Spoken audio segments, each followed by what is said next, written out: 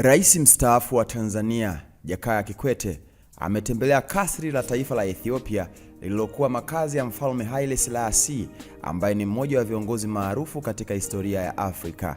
Ziara hiyo imefanyika kufuatia mwaliko wa Waziri Mkuu wa Ethiopia Dr. Abiy Ahmed, ambapo wawili hao walikutana jijini Addis Ababa siku ya Aprili 11 mwaka 2025 wakati Dr. Kikwete alipowasilisha ujumbe maalum kutoka kwa Rais wa Tanzania Samia Suluhu Hassan.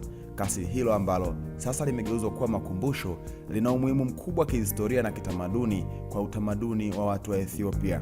Limehifadhi kumbukumbu za urithi wa taifa hilo ambapo bado haujatumika kikamilifu kwa maendeleo ya wananchi.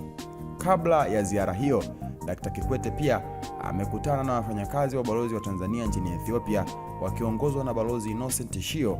Amewasihi kudumisha mshikamano na kuenzi utamaduni wa Tanzania ambao kwa miaka mingi umeendelea kuhimiza umoja na mshikamano wa Afrika. Sasa maoni ya wadau baada ya ziara hii ya Rais Kikwete nchini Ethiopia, akisema kwamba Mzee Kikwete ndio rais bora kuwahi kutokea Tanzania. Aliishi na wapinzani bila kuwazuru na pia alikuwa msikivu, busara yake ni kubwa mno, ala amjalie umri mrefu sana.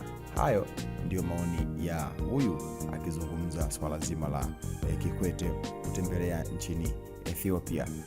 INI comment ya mtu mwingine tena akizungumza kuhusiana na taarifa ya Kikwete kutembelea nchini Ethiopia. Mimi naitwa Comic Cliff, msema chochote. Nimesema chochote kitu kuhusiana na ziara ya rais mstaafu wa Tanzania Dr. Jakaya Mrisho Kikwete alipotembelea kwenye makumbusho ya rais wa zamani ama mfalme wa zamani wa nchi ya Ethiopia Haile Selassie. Nini maoni yako? Nini kwenye comment hapo chini, itakuwa swadakta sana.